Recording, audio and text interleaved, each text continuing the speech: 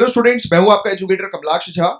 जैसा कि आप जानते हैं कि आज संडे है और आज के दिन हम लोग एमसीक्यू फॉर्मेट में न्यूज को कवर करते हैं। यहां पर आप लोगों के लिए पिछले हफ्ते में जो हमने न्यूज पढ़ी है उससे रिलेटेड कुछ प्रैक्टिस क्वेश्चंस भी होंगे, प्लस एक्स्ट्रा कुछ करंट अफेयर्स भी यहां पर आपको प्रोवाइड किए जाएंगे। तो चलिए फिर लेक्चर को शुरू कर लेते हैं समय ना वेस्ट करते हुए। एंड अगर आप नए आए हैं तो चैनल को सब्सक्राइब कर लीजिए। चैनल का नाम current affairs by Kamalaksh Jha है। सातों के सातों दिन आपकी करंट अफेयर्स की तैयारी यहां पर करवाई जाती है। एंड बेल आइकन पर भी जरूर हिट कीजिएगा, इससे लेक्चर्स की हर एक नोटिफिकेशन अपडेट्स आपको टाइम पर मिल जाएगी। एंड फेसबुक पर आप जाकर मुझे फॉलो भी कर सकते हैं। तो चलिए गाइस, आप अपने पास पेन और पेपर लेकर बैठ जाइए। जैसे जैसे क्वेश्चंस आपके सामने आएंगे आपको वीडियो को पॉज करना है और करेक्ट आंसर जो है वो आपके पेपर में लिखना है। और बाद में फिर मैं आपको करेक्ट आंसर बताऊंगा, उसके अकॉर्डिंग आपको राइट और रॉन्ग जो है वो अपने पेपर पे लिखते चलना है।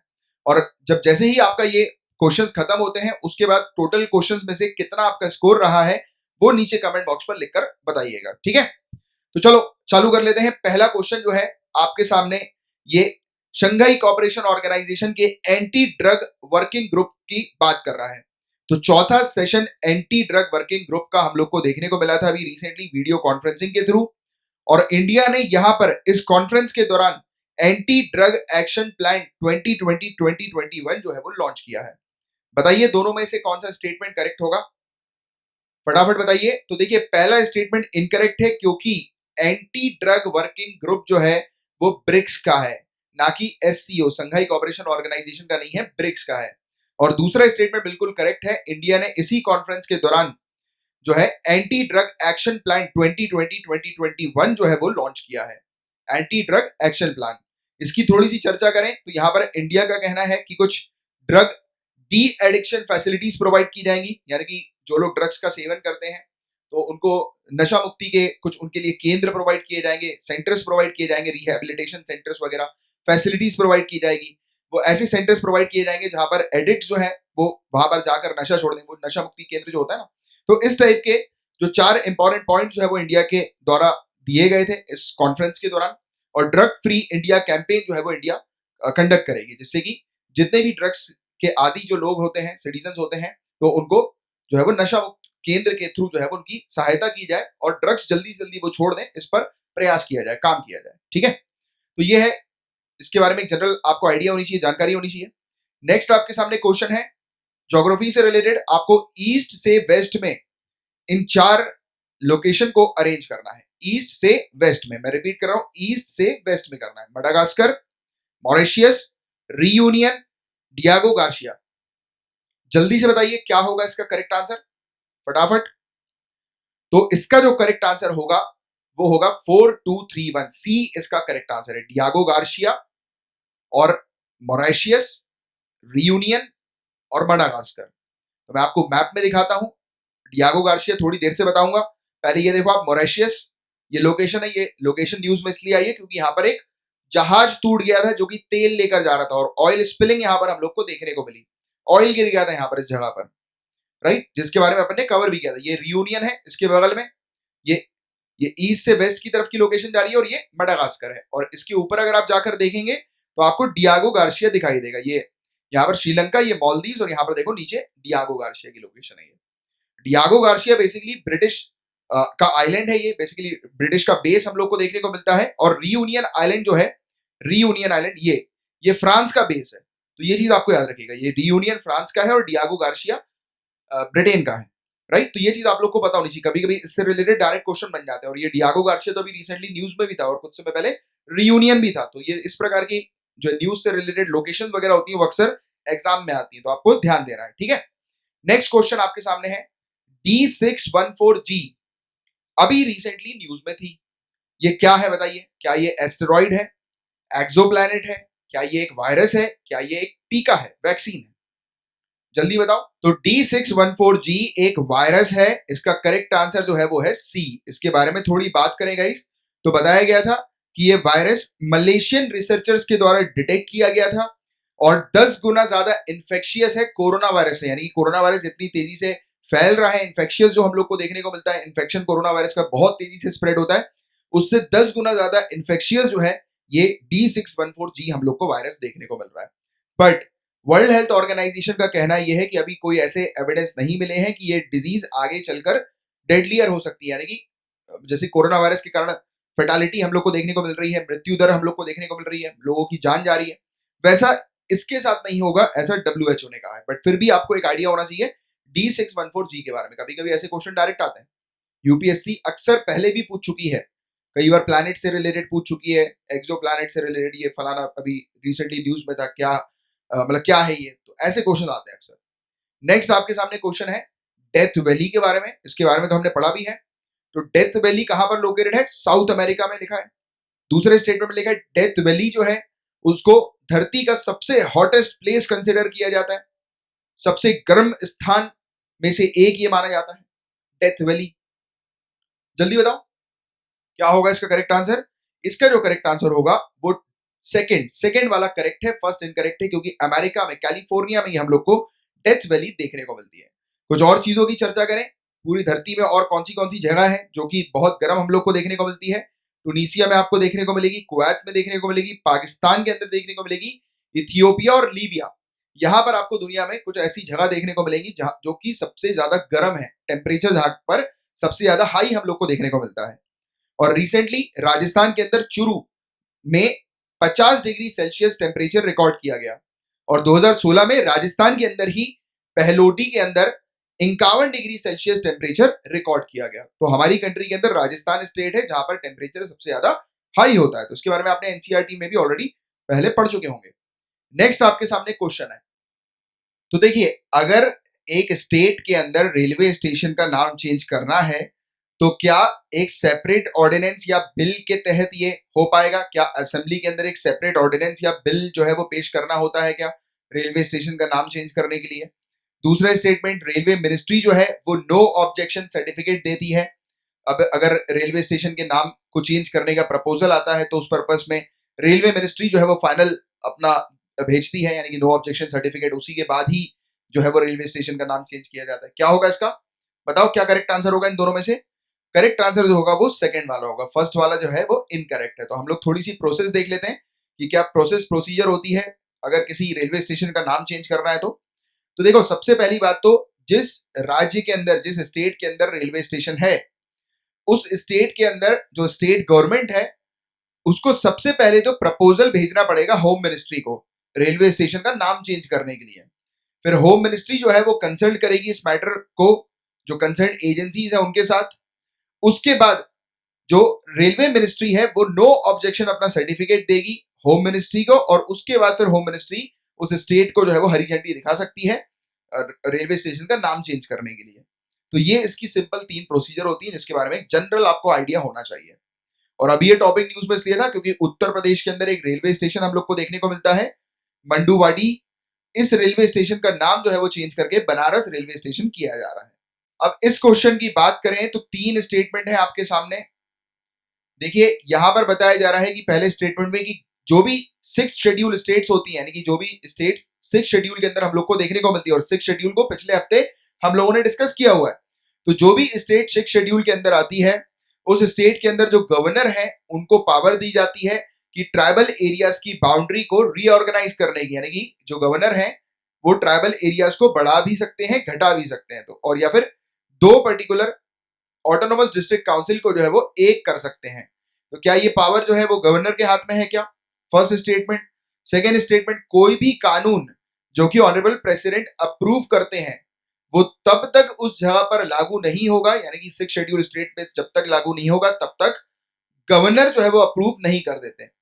तो गवर्नर के अप्रूवल के बिना यहां पर कोई भी कानून जो है वो लागू नहीं हो सकता, अगर ऑनरेबल प्रेसिडेंट भी क्यों ना उस कानून को अप्रूव करें तो भी। तीसरे स्टेटमेंट, 6 शेड्यूल जो है ये किसके रिकमेंडेशन के ऊपर बेस्ड है? बर्दोलोई कमेटी के रिकमेंडेशन के ऊपर बेस्ड है। तो ये तीसरा स्टेटमेंट बता रहा है। तो आपको बताना है इसमें से कौन सा आंसर करेक्ट है। तो जो आंसर जो करेक्ट है वो है सेकंड आंसर करेक्ट है, क्योंकि ये गलत है और आपसे गलत पूछा गया है। फर्स्ट और 3 जो है वो बिल्कुल करेक्ट है, बट वो आंसर नहीं होंगे क्योंकि यहां पर गलत पूछा गया है। तो सेकंड गलत है। यहां पर अगर ऑनरेबल प्रेसिडेंट भी अगर अप्रूवल दे देते हैं किसी कानून का, यानी कि अप्रूव कर दिया ऑनरेबल प्रेसिडेंट ने किसी कानून को कि ये इस पर्टिकुलर राज्य में जो 6 शेड्यूल के अंदर आती है, तो उन्होंने भी अगर अप्रूव कर दिया तो भी वो कानून एप्लीकेबल हो सकता है, लागू हो सकता है, राइट। तो यहाँ पर या तो गवर्नर होते हैं या तो प्रेसिडेंट होता है, और अगर ऑनरेबल प्रेसिडेंट ने कर दिया तो भी होगा, राइट। तो ऐसा नहीं है कि ऑनरेबल प्रेसिडेंट ने कर दिया उसके बाद भी जो है वो गवर्नर के अप्रूवल की आवश्यकता होती, नहीं। एक बार ऑनरेबल प्रेसिडेंट ने कर दिया तो भी लागू होगा, या फिर सिंपली अगर गवर्नर भी करते हैं तो भी लागू हो जाएगा। दोनों के हाथ में यहाँ पर पावर्स हैं। तो सेकंड जो होगा वो इनकरेक्ट हो जाएगा, और इनकरेक्ट आपसे पूछा इसलिए इसका करेक्ट आंसर है वो सेकंड ओनली है, ठीक है। नेक्स्ट आपके सामने क्वेश्चन है, 7th question. Srisailam hydro electric power plant की यहां पर बात हो रही है, तो क्या ये तमिलनाडु में लोकेटेड है? क्या ये कृष्णा नदी के ऊपर बना हुआ है? क्या यहाँ पर ग्रेविटी टाइप डैम हम लोग को देखने को मिलते हैं? और क्या ग्रेविटी डैम इतने मजबूत होते हैं कि गंभीर से गंभीर अर्थक्वेक आने के बावजूद भी इनको कोई असर नहीं होता? क्या ऐसा है क्या? चारों में से बताइए कौन सा स्टेटमेंट करेक्ट है, करेक्ट पूछा गया है, जल्दी से बताइए। तो पहले को छोड़कर बाकी सब करेक्ट हैं, क्योंकि ये जो हाइड्रो इलेक्ट्रिक पावर प्लांट है ये तमिलनाडु में नहीं, ये तेलंगाना में हम लोग को देखने को मिलता है, और बाकी 2, 3, 4 स्टेटमेंट जो है वो बिल्कुल करेक्ट है। अब देखिए ये वाला जो न्यूज है जो अभी देखने को मिल रही है आपको, ये हम ऑलरेडी डिस्कस कर चुके हैं। तो देखिए इंडिया की रैंक क्या फर्स्ट हम लोग को देखने को मिल रही है, ध्यान से पढ़िएगा। इंडिया की रैंक क्या फर्स्ट है नंबर ऑफ ऑर्गेनिक फार्मर्स के मामले में, कि हमारी ऑर्गेनिक फार्मर जो है वो बहुत ज्यादा है ऑल ओवर द वर्ल्ड से अगर कंपेयर करें तो। इसके अलावा 9th नंबर पर हमें एरिया ऑफ ऑर्गेनिक फार्मिंग के मामले में, कि हमारी कंट्री के अंदर जो ऑर्गेनिक फार्मिंग का जो एरिया है उस मामले में हम लोग रेस्ट ऑफ द वर्ल्ड से 9th नंबर पर आते हैं, 9th पोजीशन पर आते हैं। और सिक्किम क्या पहली स्टेट है हमारी कंट्री की जो कि पूरे दुनिया भर में पूरी तरह से ऑर्गेनिक बन चुकी है। इसके अलावा क्या और कोई नहीं है क्या? या फर्स्ट स्टेट है क्या सिक्किम? किसी और दूसरी कंट्री की तो नहीं है? ध्यान से देखो, समझो, पढ़ो। मैं पढ़ा चुका हूं ऑलरेडी आपको ये वाला टॉपिक। तो इसका जो करेक्ट आंसर होगा वो दोनों ही, बिल्कुल दोनों ही इसके करेक्ट आंसर हम लोग को देखने को मिल रहे हैं।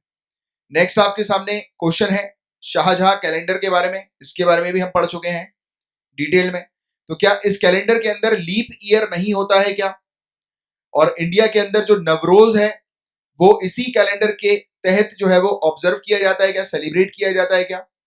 और रानी नवरोजी जो है पर्शिया की, तो क्या इन्होंने नवरोजी कैलेंडर जो है वो क्रिएट किया था? और नवरोज जो है गाइस, इसका उल्लेख हम लोग को यूनेस्को की intangible cultural heritage of humanity of India की लिस्ट में देखने को मिलता है, यानी कि ये यूनेस्को की इंटेंजिबल कल्चरल हेरिटेज की लिस्ट में शामिल है नवरोज फेस्टिवल। बताओ क्या होगा इसका करेक्ट आंसर? तो इसका जो करेक्ट आंसर है वो 4 है, क्योंकि हमने शाहजहां कैलेंडर की बात नहीं करी थी, शहनशाही कैलेंडर की बात करी थी, याद है? शहनशाही कैलेंडर, जमशेद ए नवरोज के बारे में हमने बात करी थी। तो वो उसी ने ही जो है ये कैलेंडर जो है वो क्रिएट किया था। तो पहला जो है वो गलत होगा, दूसरा भी जो है वो गलत होगा, तीसरा भी गलत होगा, और चौथा बिल्कुल करेक्ट है, राइट। क्योंकि यहाँ पर शाहजहां कैलेंडर नहीं है, शहनशाही कैलेंडर है। तो ये दोनों तो बिल्कुल इनकरेक्ट हो ही जाते हैं। आप दोनों इनकरेक्ट हो गए तो ऑब्वियस ही बात है, एलिमिनेशन से आप मार्क कर ही सकते हो। 1, 2 गलत है, 1, 2 गलत है, 1, 2 गलत है, तो करेक्ट आंसर तो आपका 4th ही होना है ना? तो ऐसा भी करना पड़ेगा। तो ये हो गया इसका आंसर। नेक्स्ट क्वेश्चन आपके सामने है शारदा एक्ट। शारदा एक्ट इन चारों में से किससे रिलेटेड है? पढ़ा हुआ है अपन ने, जल्दी बता दो फटाक से, समय ना वेस्ट करते हो, जल्दी बता दो। मैरिज से रिलेटेड है, मैरिज से रिलेटेड ये हम लोग को देखने को मिलता है Sharda act. Next bunker convention, इसके बारे में भी हम पढ़ चुके हैं। क्या बंकर कन्वेंशन को यूनाइटेड नेशन के द्वारा एडमिनिस्टर किया जाता है क्या? और ये अडॉप्ट किया गया था ये इंश्योर करने के लिए कि जो भी लोग अफेक्ट होते हैं ऑयल स्पिल्स के कारण, जो भी डैमेज होता है लोगों का ऑयल स्पिल्स के कारण, तो उनको जो है वो कंपनसेशन मिल जाए प्रॉपर टाइम पर, जल्दी और एडिक्वेट, यानी कि पर्याप्त कंपनसेशन मिलना चाहिए उनके नुकसान के, जो भी नुकसान हुआ है उसके कंपैरिजन में, राइट। और तीसरा जो है इस कन्वेंशन के अंदर जो जहाज जो चला रहा होता है वो रिस्पॉन्सिबल होता है, यानी कि जिसका जहाज होता है, जहाज का मालिक चला नहीं रहा होता, सॉरी, जहाज का जो ओनर होता है, मालिक जो होता है, वो रिस्पॉन्सिबल होता है डैमेज के लिए। बताइए क्या होगा इसका करेक्ट आंसर, फटाफट बताइए। ये पढ़ चुके हैं हम लोग काफी डिटेल में, तो आपको तो इसका आंसर पता होगा। तो इसका सिर्फ करेक्ट आंसर है वो सेकंड है, फर्स्ट और थर्ड जो है वो इनकरेक्ट है। अब यहां पर बात हो रही है ख्याल के बारे में, इसके बारे में भी हम पढ़ चुके हैं। तो ख्याल का जो परफॉर्मेंस है, तो क्या ये मंदिरों में होता है और क्या ये भगवान कृष्ण के लिए किया जाता है? पंडित जसराज जी जो थे क्या वो ख्याल से रिलेटेड एसोसिएटेड थे? पंडित जसराज जी का संबंध क्या ख्याल से था? जल्दी बताओ क्या होगा। हम पढ़ चुके हैं इसके बारे में। तो करेक्ट आंसर है वो सेकंड ओनली करेक्ट है, फर्स्ट जो है वो इनकरेक्ट है। इसके बारे में डिटेल में हम लोग डिस्कस कर चुके हैं। हवेली संगीत याद आ रहा है। अब गोथिक आर्किटेक्चर, इसके बारे में भी पढ़ा है हम लोगों ने, गोथिक आर्किटेक्चर के बारे में। तो क्या ये यूरोपियन स्टाइल आर्किटेक्चर का हम लोग को देखने को मिलता है, 12वीं से 16वीं सेंचुरी का है क्या? और चंडीगढ़ हाईकोर्ट जो है, क्या ये गोथिक आर्किटेक्चर का एग्जाम्पल है? जल्दी बताओ क्या होगा इसका करेक्ट आंसर। तो इसका करेक्ट आंसर वन ओनली, पहला करेक्ट है, दूसरा इनकरेक्ट है। मद्रास हाईकोर्ट है एग्जाम्पल गोथिक आर्किटेक्चर का, पढ़ा था हम लोगों ने। थैलेसेमिया, थैलेसेमिया क्या व्हाइट ब्लड सेल का एक डिसऑर्डर हम लोग को देखने को मिलता है, जो कि विरासत में मिलता है बच्चों को। और क्या इसका सिर्फ इकलौता क्योर बोन मैरो ट्रांसप्लांटेशन है? और क्या ये प्रिवेंट नहीं किया जा सकता? जल्दी बताओ क्या इसका करेक्ट आंसर होगा, फटाफट बताओ। तो इसका जो करेक्ट आंसर है वो सेकंड ओनली हम लोग को देखने को मिलता है, क्योंकि रेड ब्लड सेल से रिलेटेड और प्रिवेंट भी किया जा सकता है। इसकी थेरेपीज के बारे में भी हमने डिस्कस किया हुआ था।